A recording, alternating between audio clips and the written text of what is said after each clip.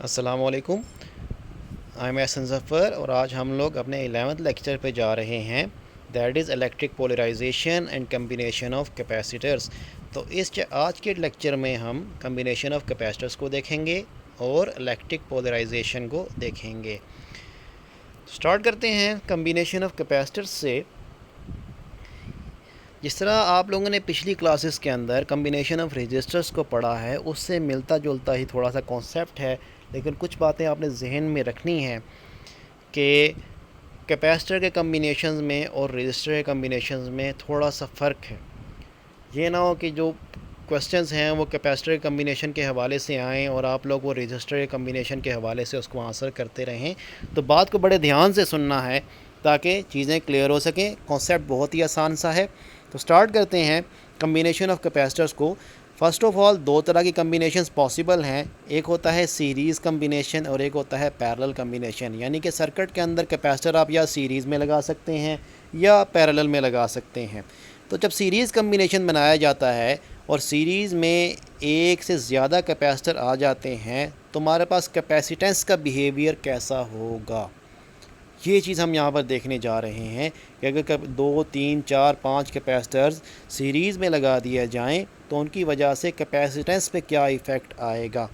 तो series combination क्या है? जब capacitors plate to plate connected होते हैं, जैसे कि फ़िगर में आपको दिखाई दे रहा है कि पहले कैपेसिटर की नेगेटिव प्लेट दूसरे कैपेसिटर की पॉजिटिव प्लेट के साथ लगी हुई है, इस तरह ही दूसरे कैपेसिटर की नेगेटिव प्लेट तीसरे कैपेसिटर की पॉजिटिव प्लेट के साथ लगी हुई है।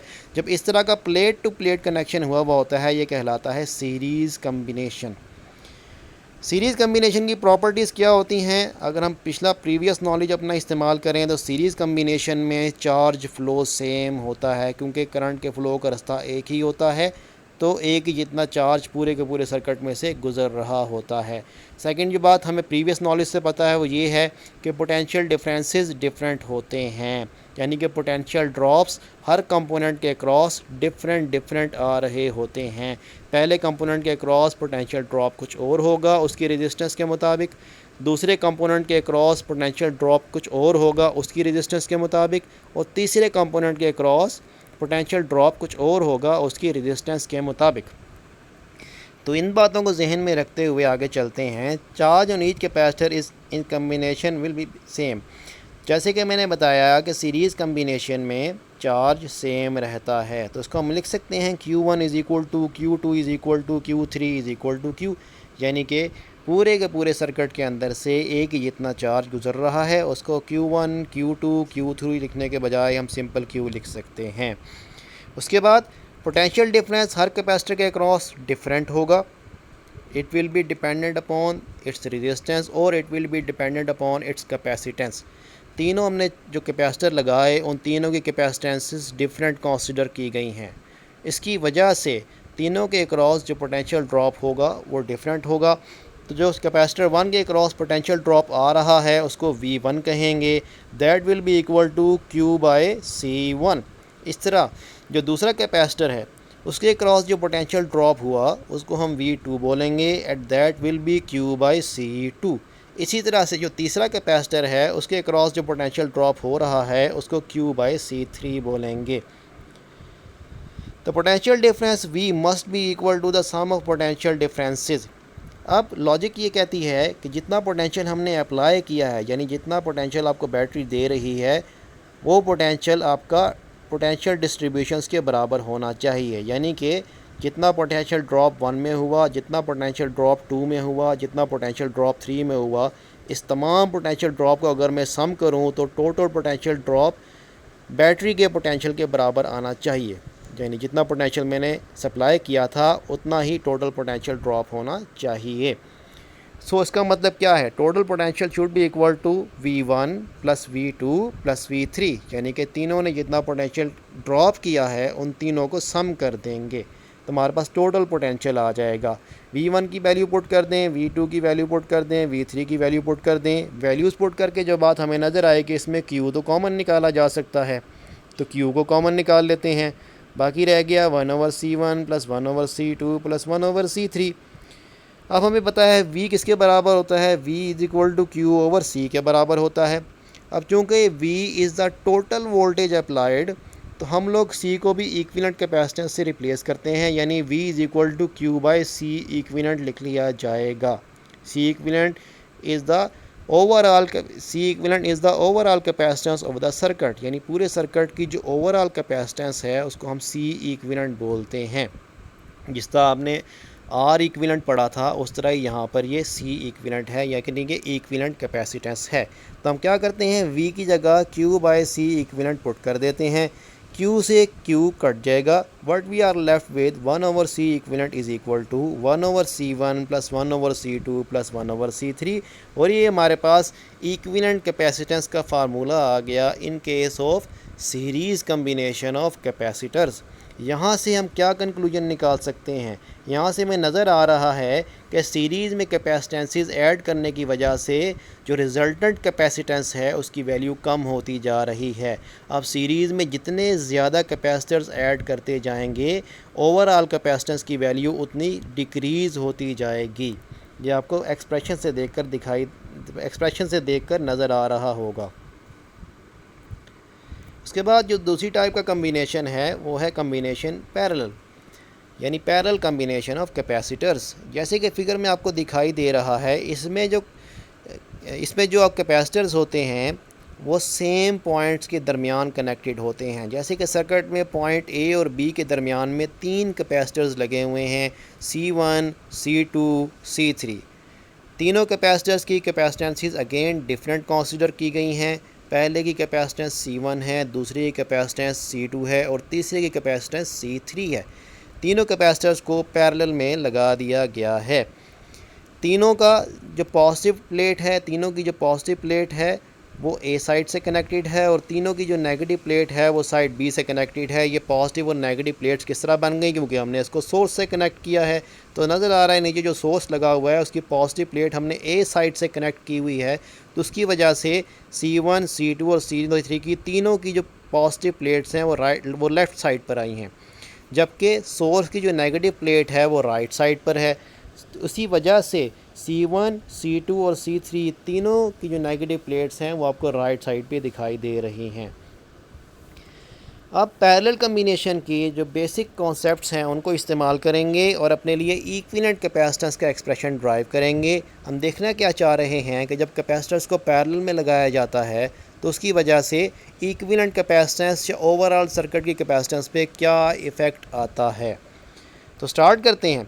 अब चूंकि ये पैरेलल कम्बिनेशन है तो पैरेलल कम्बिनेशन में हमें पता है पोटेंशियल ड्रॉप सेम रहता है। अब तीनों के तीनों कंपोनेंट्स या 3 से ज़्यादा बेशक कंपोनेंट्स हों वो सारे के सारे पैरेलल में लगे हुए हैं, तो सब के क्रॉस सेम पोटेंशियल डिफरेंस आ रहा होगा।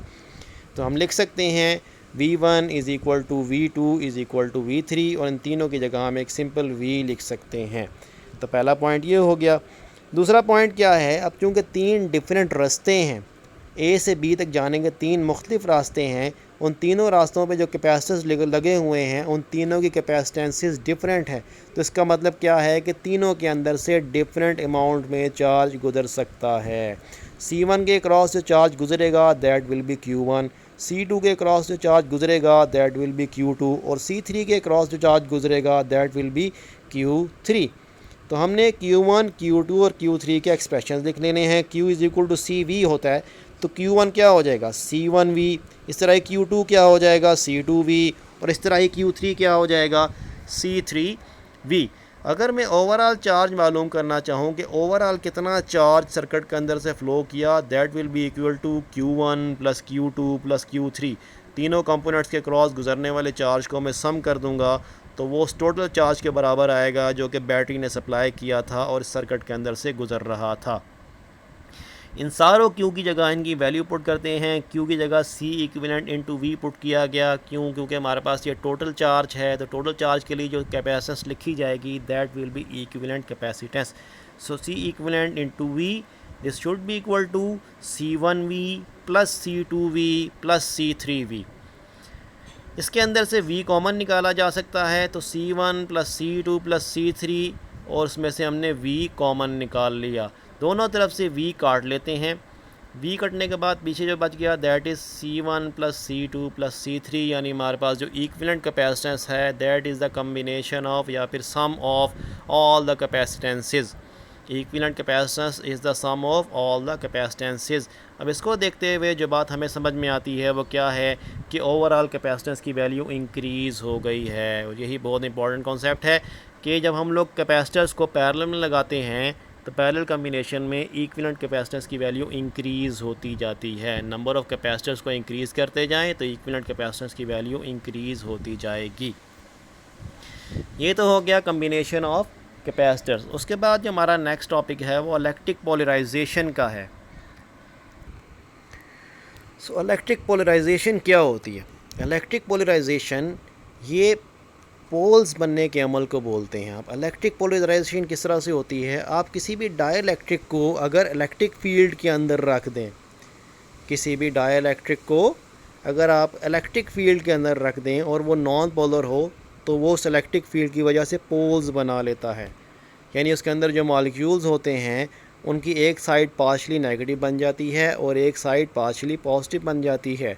ओवरऑल वो पूरे का पूरा डाइलेक्ट्रिक न्यूट्रल ही रहेगा, लेकिन इसके अंदर जो मॉलिक्यूल्स हैं वो थोड़े से समझ लें कि ओवल शेप में आ जाते हैं, हल्के से ओवल शेप में आ जाते हैं, जिसकी वजह से उनका एक एंड पार्शली पॉजिटिव हो जाता है और एक एंड पार्शली नेगेटिव हो जाता है। तो इस तरह की चीज़ जो बनती है उसको हम बोलते हैं डाइपोल।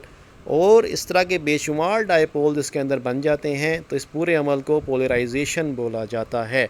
यहाँ पर क्या लिखा हुआ है? When a dielectric material is placed in an electric field, the negative and positive charges inside molecules of dielectric are slightly displaced so that one end appears partially negative and other end appears partially positive. This phenomena is known as electric polarization and the material is said to be polarized. तो ये छोटी सी इसकी definition थी। Process किस तरह से चलता है? प्रोसेस कुछ इस तरह से चलता है कि हमने करना ही है, लेट अस सपोज हम लोग कैपेसिटर ही ले लेते हैं। कैपेसिटर की दो प्लेट्स हैं, एक प्लेट को हमने पॉजिटिव एंड से कनेक्ट कर दिया और दूसरी प्लेट को हमने नेगेटिव एंड से कनेक्ट कर दिया। तो क्या होगा, जो हमारी लेफ़्ट साइड वाली प्लेट है उसके ऊपर पॉजिटिव चार्ज डिपॉजिट हो जाएगा और जो हमारी राइट साइड वाली प्लेट है उसके ऊपर नेगेटिव चार्ज डिपॉजिट हो जाएगा। दरमियान में हमने भरा हुआ है डाइलेक्ट्रिक, दरमियान में कोई डाइलेक्ट्रिक मौजूद है।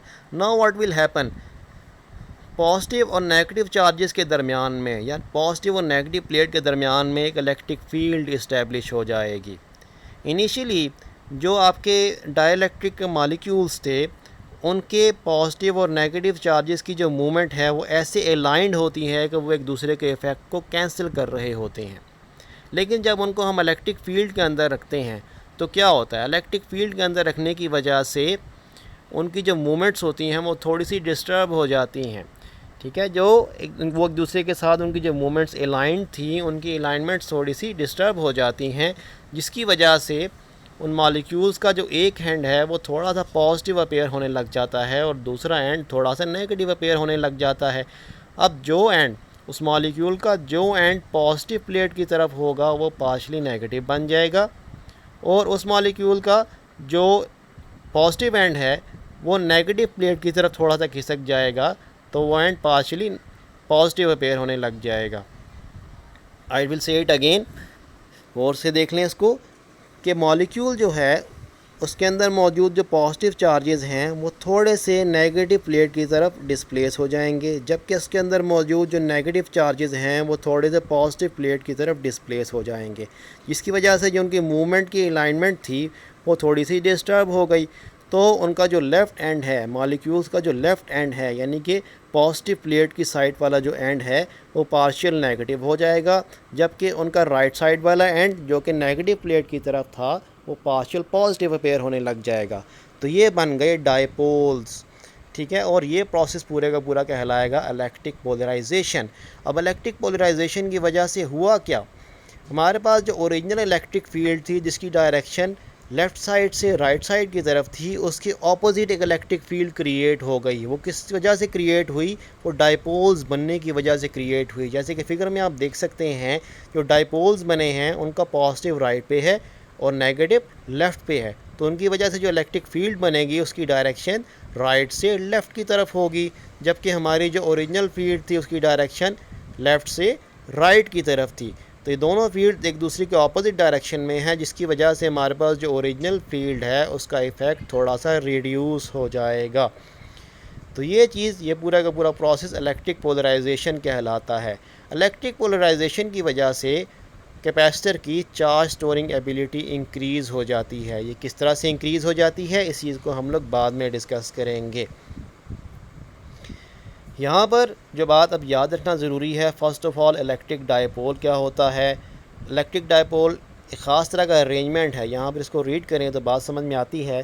Two opposite point charges separated by some distance d between them within an atom constitute a dipole। अब देखें, एटम के अंदर से चार्जेस को बाहर नहीं निकालना, बल्कि उसके अंदर ही चार्जेस मौजूद हैं, लेकिन क्या हो गए, स्लाइटली डिस्प्लेस हो गए, जिसकी वजह से जो इनकी अलाइनमेंट थी वो थोड़ी सी ख़राब हो गई। तो एक एंड पार्शल पॉजिटिव बन गया और एक एंड पार्शल नेगेटिव बन गया, लेकिन एज ए होल वो अभी भी न्यूट्रल है, अभी भी वो सारा कुछ एटम का ही पार्ट है। तो इस तरह के अरेंजमेंट को डायपोल बोला जाता है। एक और तरह से डिफ़ाइन करते हैं, a system of two charges of equal magnitude but of opposite sign separated by some distance d is known as dipole. यहाँ से एक और कॉन्सेप्ट आता है इलेक्ट्रिक डायपोल मूवमेंट का। इलेक्ट्रिक डायपोल अगर हमें क्लियर हो गया है तो हम इलेक्ट्रिक डायपोल मूवमेंट को भी समझ सकते हैं। ये बेसिकली चार्ज और डिस्टेंस बिटवीन द चार्जेस का प्रोडक्ट होता है, कि हमारे पास जो चार्जेस जो किनारों में चले गए, जो थोड़े से डिस्प्लेस हो गए, उनकी वैल्यू क्या थी और उनके दरमियान में डिस्टेंस कितना था, इस चीज़ के प्रोडक्ट को इलेक्ट्रिक डायपोल मूवमेंट बोला जाता है। The product of charge Q present within the dipole and distance between the charges is known as electric dipole movement. ये एक वेक्टर क्वांटिटी है और मैथमेटिकली इसको ऐसे लिखा जा सकता है। फर्दर डिटेल्स क्योंकि बुक के अंदर नहीं गिवन, इसलिए हम लोग इसकी ज़्यादा डिटेल्स में जाएंगे भी नहीं, इतना ही इसको याद करेंगे। तो आज के लिए इतना ही था। टॉपिक्स को अच्छे तरीके से देखेंगे ताकि नेक्स्ट लेक्चर में ये चीज़ें समझना आपके लिए आसान हो। इलेक्ट्रिक पोलराइजेशन का इफ़ेक्ट हमने नेक्स्ट लेक्चर में डिस्कस करना है। उसके लिए ज़रूरी है कि आपको पहले पोलराइजेशन समझ में आ जाए। तो पोलराइजेशन को अच्छे तरीके से रीड करें, यहाँ पर नोट्स की फॉर्म में लिखा हुआ है, अच्छे तरीके से रीड करेंगे तो आराम से समझ आ जाएगी। Thank you very much. अल्लाह हाफिज़।